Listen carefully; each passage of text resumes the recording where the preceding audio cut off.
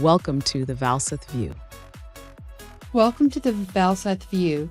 Our topic today is the expansion of the conversation we previously held surrounding federal contracts and compliance. We want to thank our audience and clients that have encouraged us to continue with these value-added podcasts. Our first 5 businesses who respond to this episode via social media will get a free compliance pillar overview. We will leave this opportunity open so that all of our listeners who are interested can participate. I'm Valerie Clark, and this is Carolyn Dragseth. We are the founders of Valseth Enterprises with over 30 years of experience in compliance. Today, we are going to be talking about continuing the discussion of federal contracting. Remember that compliance is not just a cost center, but it's a valuation driver for your business. We are going to be looking at how compliance needs to be scaled as your federal contractor business continues to grow. It is Valseth Enterprises' method to meet the larger business compliance needs. Most compliance programs aim to prevent penalties. We design compliance systems that preserve business value. And don't forget to check out our website at www.valsethenterprises.com. Okay, Carolyn, since we had previously discussed the basics of government contracting, what mindset shift do organizations need to make before seriously pursuing federal contracts? Okay. I think we talked about it a little bit at the previous time, but I want to focus in on the idea of operational discipline. And operational discipline usually deals with when the contractor is actually really prepared and is running their organization in a very streamlined, thoughtful method. So you got to think about things like regulatory readiness. You have to think about things like documentation. You've got to think about compliance that you're doing. And you have to think of it more than just something that you do, but something that you can then reproduce if you need it in the future. So that if there is something in your federal contract that they come in and they say, we're going to audit on this particular topic, you have something that you can generate to provide it to them. I agree, and I just wanted to add a little bit differently about leadership. Leadership drives everything, and as long as leadership makes compliance an issue and it's discussed in a daily conversation basis, then your company should be ready to go. And whether it's a surprise audit compliance or whether it's just something coming up that's scheduled. So what practical steps should companies take to prepare internally before pursuing their first government opportunity? Well, I think they should perform an internal readiness review.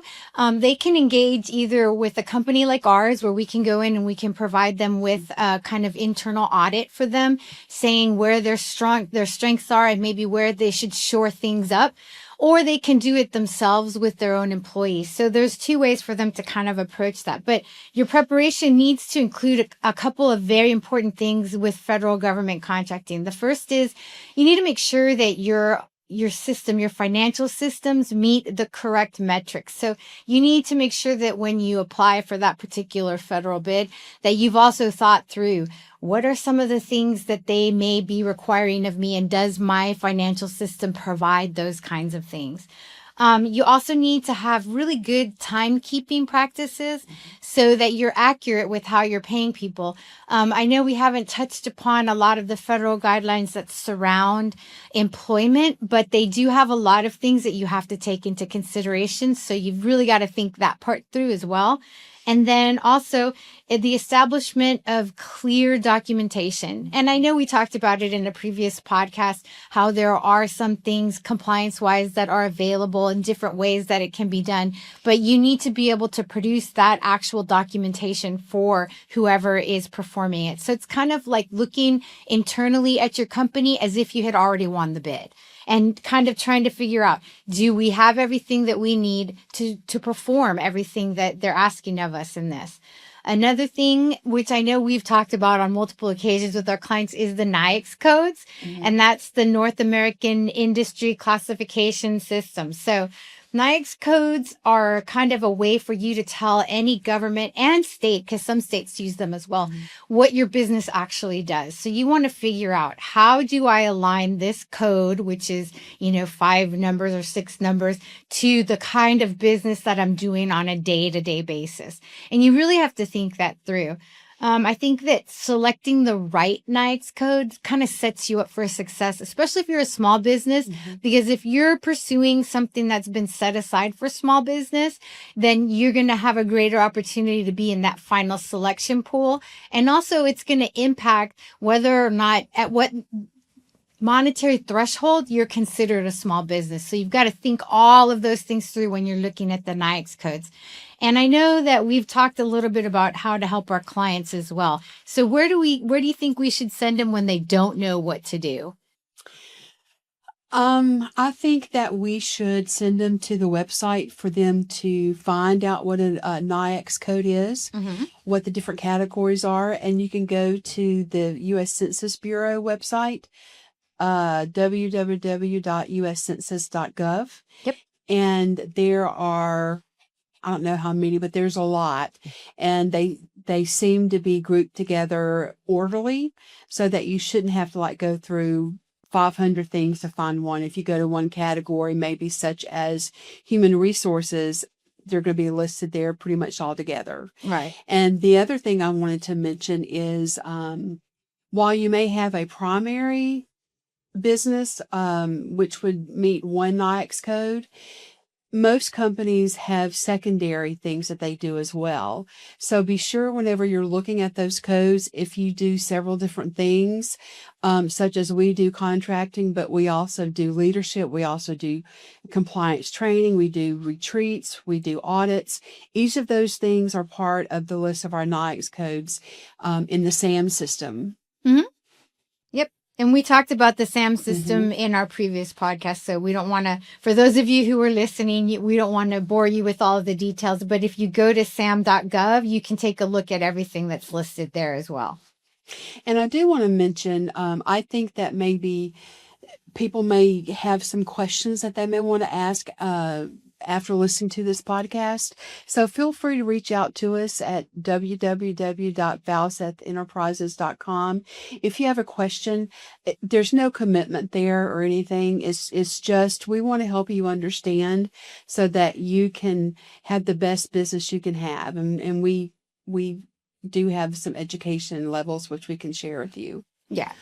And I think it's important also to note that we have a soft spot for small business. And I know you've probably already heard it in previous podcasts. So if you don't have anybody compliance-wise who's already in your organization, we are here to help. Absolutely. Okay.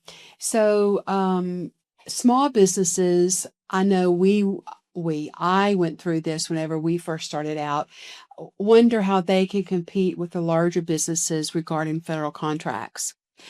What are some ways that you can help them with that? I think that it's important for smaller businesses to pursue kind of what I touched on previously, which is the small business set-asides. You'll see that lots of times there are requests for information, and that's when you see an RFI. And what the contracting officer is looking for is he's saying, hey, I'm looking for this particular small business, and can you tell me your capabilities? Can you tell me what you can and can't do so that I can award this to either one small business or a group of small businesses that have gotten together with a teaming agreement that can kind of work through and apply for those set-asides. Most of those set-asides are there because it's a new innovative concept, or it's something that a contracting officer wants to be able to work closely with the contractor and with the program manager to make sure that they develop whatever they're trying to develop in a stable, functional fashion to be used as a framework in the future.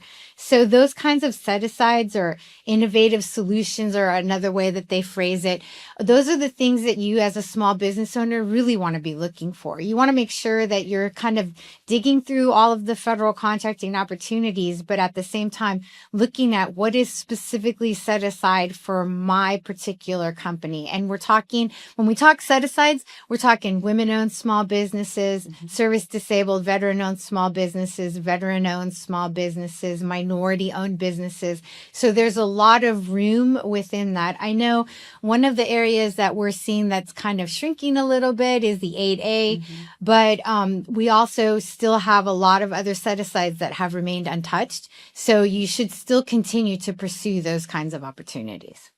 And if you're not certified as a small business in any of those areas, they would reach out to the Small Business Administration, the U.S. Small Business Administration, Yes. at sba.gov. Yep.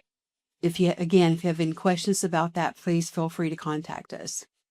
So suppose a company is working towards wanting to submit a bid or an RFI, a request for information. What are some things they need to look at to make sure that they're ready to actually submit that bid to do the work? Okay, the first thing that I would really encourage them to do is to look at their financial system first. How do they do payments, and make sure that it can produce the appropriate documentation.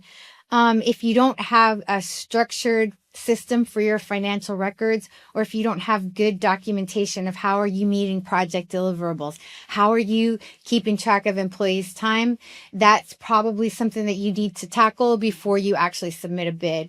Another thing is that when you have leadership, that kind of takes the idea of compliance and documentation a little lackadaisically.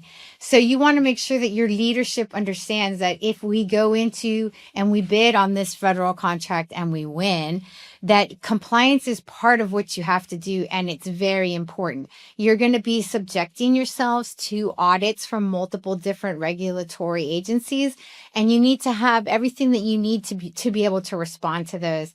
And then finally, you have to have some really clear internal policies about cybersecurity, about risk reduction, about compliance.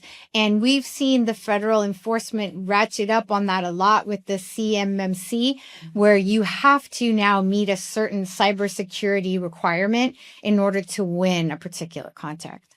I agree with that. So the company has looked at all of that information. They feel like that they're ready to submit a bid. They submit it, and wonderfully they win. What are some of the first things that they need to do from an operational standpoint to help ensure long-term success with the federal contract? The first thing that I would always suggest to them is to look at what you actually won and look at what was required of that particular bid to win, because it's going to give you a list of what you've already agreed to by engaging in the competition.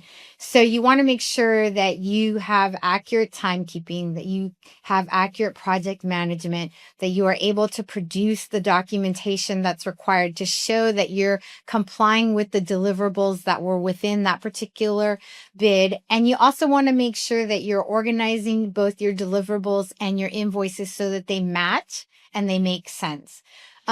And a lot of you may be asking, well, how do I do all of that? You're going to be assigned a contracting officer, and they're going to be there to help you. They want to make sure that you can provide them all of that, because they have liability as well, because they're utilizing federal funds. So they're not going to be able to pay you unless you can produce the appropriate documentation.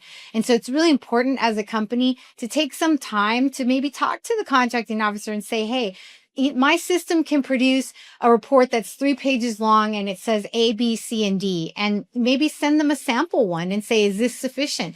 They may be able to look at it and tell you, no, I need you to add in this, or I need you for this particular portion to add in supporting documentation. So it's really important. Keep those open lines of communications with them, because they are there to help you. They're not going to try to, hide the 8 ball. They're going to want to be able to show you how you can be a compliant contractor. And I want to make sure that we make this point very clear. I know we have in other conversations. When you're talking about any contract, whether it's a federal contract or state contract or local contract, please be sure and have compliance sitting at the leadership table when these conversations are held, because part of what you're going to want to do prior to applying and during the conversational time that Carolyn was just talking about is you're going to want to do your own internal audits. That is something that is going to be very beneficial for various reasons. Number one is when you do your own internal audit, you should know what you're talking about. You should know what you're looking at. You should know if you need to expand upon information that will be needed based upon the contract that you just won. So that is a very pertinent piece of systems that you need to be sure is handled inside of your company. So have compliance at the table. Okay. So why do so many companies struggle during the first government contract audit, and how can they prepare for it effectively? Okay, the first time that you go through an audit, you kind of don't know what you don't know. So I would like to direct people to the DCAA website. It's the Defense Contract Audit Agency website. They've actually divided it out. So there's large businesses, there's medium-sized businesses, and then there's small business. So they're going to kind of give you an overview of what are the types of things that you have to have and how can you produce them? They even have, in some instances, samples for you to take a look at. So it's a very helpful resource. But I think that you need to, when you're thinking or when you know an audit is coming, that is the perfect time to engage a compliance firm or a compliance software or a mixture of both, because you want to have repeatable processes. So you want to be able to do the thing that you did on Monday to produce documents. You want to be able to do that on Friday as well. There's nothing worse than having a set of things that you know you've got to produce and having employees who just don't produce them. So it's really important for you to make sure that your system is reproducible. And we have a lot of common reasons as to why companies fail. So if we're looking at any company in particular, we have a lot of things that we kind of look at and say, let's make sure that we can shore them up. The first two we've kind of already covered, which is the weak accounting systems. That's very important to make sure that your accounting system is compliant. And then poor timekeeping practices, because there are certain levels of employees that when you're working as a federal government contract, they have certain rights. They have certain rights to things like payment for overtime, things like that. So make sure that you're checking all of that. And then another area that we do have is the inadequate documentation, which we've kind of gone over a lot up to this point. But I think that one of the biggest areas where we see people fall is they try to charge unallowable costs. And what that means is they're trying to charge a cost to something that is not part of the federal contract, or is something that within the FAR, which is the Federal Acquisition Rules, is not allowed to be charged. So make sure that when you're doing your compliance audits, that you're taking those kinds of things into consideration. One of Valerie's favorite areas, the writing of internal policies and internal controls, is very important as well, because you want to have a place, a central repository where everybody can go to if they don't know what they're supposed to do. Make sure that they know what they do. And then the other area, which is completely avoidable, is you don't prepare for the audit at all. And I really do think that you need to take some time. It's worth it to engage someone to take a look at your company. It's worth it for you to make sure that you're ready to go. And so how can a company reduce the risk of legal exposure under laws such as the False Claim Act? Okay, the way that you can reduce your legal exposure is you want to implement strong compliance programs. So you want to make sure that you have everything, your pricing, your compliance, your timekeeping, all of that stuff ready to go. Because if, for example, you win an $100 million contract and you have none of these, and your contracting officer comes to you and says, okay, for the first month that you've been operating, show me where you spent X amount of dollars. And if you have no way to show that, you can get yourself into a lot of trouble. So just remember that when you're thinking about the False Claims Act, because I think that it's important.